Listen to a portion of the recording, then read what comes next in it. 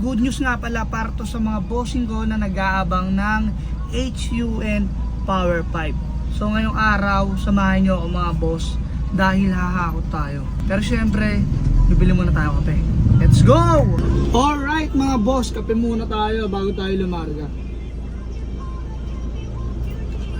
Sarap. Parot na. So ayun na mga bossing, andito na tayo ngayon. Humahakot na tayo ng HUN Power Pipe.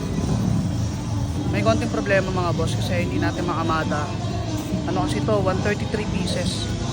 May sasabay pa ako dito ng mga MBR1 Power Pipe. Pero pipilitin natin yan mga boss.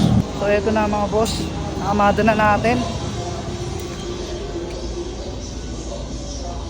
Eto naman mga boss, yung kamada natin dito sa harapan. Naglagay na rin tayo dito. Ayan na mga boss, nakamada natin lahat. Grabe. Yung doon sa bandang unahan mga boss, ang ginawa natin doon, binaklas ko yung mga HUN pipe tapos sinalansan ko yung mga canister.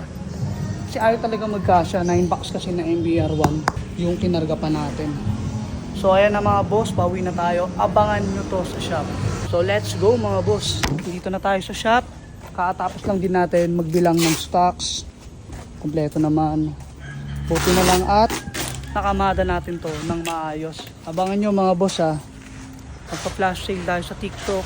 Kaya sa mga malayo dyan na gustong rumoksi sa ating TikTok, join kayo mamaya sa live natin. Ang dami natin dito mga boss. HUN Power Pipe. Ayan. Tapos ayan, mga MBR1 Power Pipe na pang 150 at pang 155. Eto mga boss, nagbukas tayo ng sample. Pang Honda Click to mga boss. HUN Power Pipe. Ito yung canister niya. Ganda mga boss. Ito yung kasamang elbow.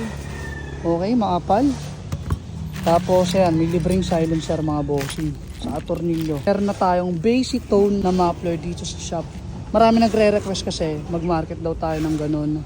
So eto na mga boss, available na sa atin yung HUN Power Pipe. Pang Honda Click, Honda Beat, Mio i125, Mio Soul T, Mio Sporty at NMAX V2, Aerox V2. Sa mga bossing ko na gustong dumayo para magpa-abet, location natin mga boss, Dasma Cavite, ipin nyo na lang sa map, KCC Moto Parts Sampaloc 4. Roxy na kayo mga bossing.